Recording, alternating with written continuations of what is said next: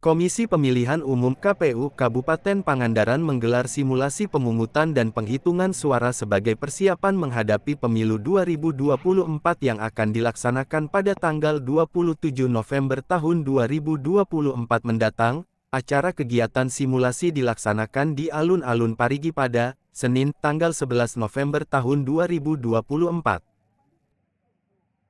Kegiatan simulasi dimulai dari jam 7 waktu Indonesia Barat dengan melibatkan peserta dari warga masyarakat setempat dan dihadiri oleh pejabat di lingkungan pemerintah Kabupaten Pangandaran, Forkopimda serta ketua dan anggota PPK dan PPS se-Kabupaten Pangandaran. Saat simulasi, terlihat pelaksanaan pemungutan suara dipraktikkan di dalam tenda di tempat pemungutan suara atau TPS. Pak, poin penting. Jelas.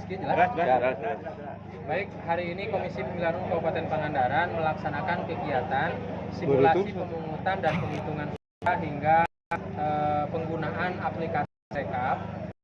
Simulasi ini dilakukan dalam rangka ingin mendapat satu proses pelaksanaan pemungutan dan penghitungan suara sebagai bahan PPK, PPS, dan juga KPPS melakukan proses internalisasi terhadap tata laksana, tata kelola proses pemungutan dan penghitungan suara di TPS.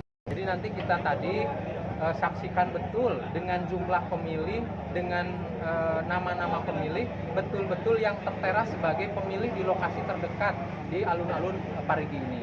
Nah, apa yang ingin kita dapatkan? Pertama adalah bagaimana ketepatan waktu. TPS dibuka jam 7, ditutup jam 13. Dengan rentang waktu jam 7 sampai dengan jam 13 itu, maka pemilih, sejumlah pemilih misalkan 400, 300, 200, sampai dengan 500 misalkan, maka dipastikan pemilih itu terlayani. Maka ingin kita pastikan dapatkan satu proses pelayanan terhadap pemilih yang cepat sesuai dengan waktu dan jadwal yang dilaksanakan, kemudian dengan tata pelaksanaan yang baik, pembagian tugas KPPS dari KPPS 1 sampai dengan KPPS 7, bertugas di mana, melakukan apa. Kemudian PTPS berada di mana, tugasnya seperti apa.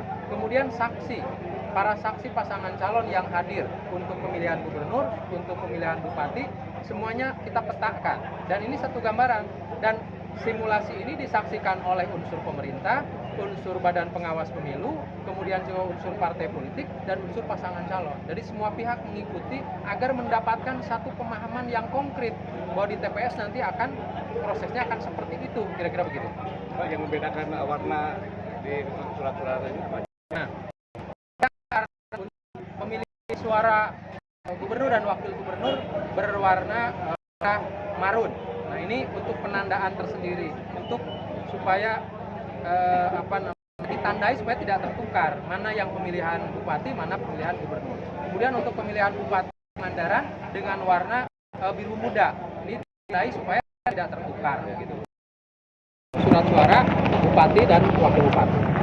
Begitu. Pak Ketua, rekomendasi dari Bawaslu TPS rawan yang sudah disampaikan itu bagaimana? Oke, begini, prinsipnya kami berterima kasih pada Bawaslu, punya pengamatan, punya pencermatan terhadap TPS yang rawan.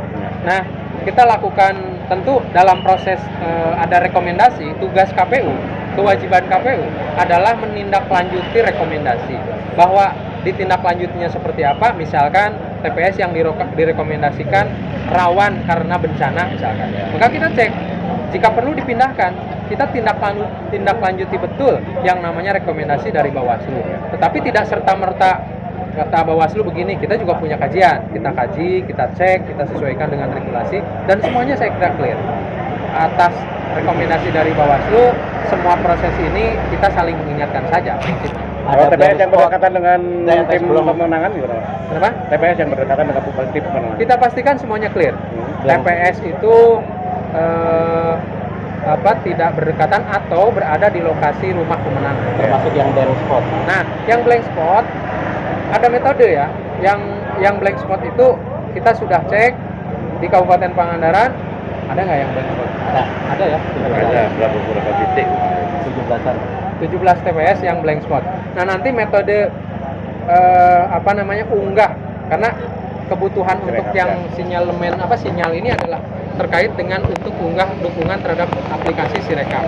Nah, metodenya adalah kita foto, dokumentasikan dulu, nanti mekanisme uploadnya geser ke lokasi yang ada sinyalnya. Kira-kira begitu ya? Ada online dan jadi fitur yang ada di dalam Sirekap ini ada yang online memang secara otomatis langsung pada saat di situ, ada juga yang offline yang kemudian nanti untuk membantu pada saat kita sudah bergeser ke lokasi yang ada sinyalnya. Untuk rawan difabel juga kan katanya ada TPS rawan difabel. Oke, artinya terkait dengan TPS yang rawan difabel, kita pastikan 774 lokasi TPS di Kabupaten Pangandaran ramah disabilitas. Jadi kita pastikan nanti cek, kenapa tadi saya arahkan kepada PPK PPS untuk melakukan assessment terhadap jenis pemilih. Kalau ada yang disabilitas di situ maka TPS-nya disesuaikan. Clear saya kira soal itu. Diprioritaskan gitu ya. Ya, dan dia termasuk pemilih yang diprioritaskan. Pak,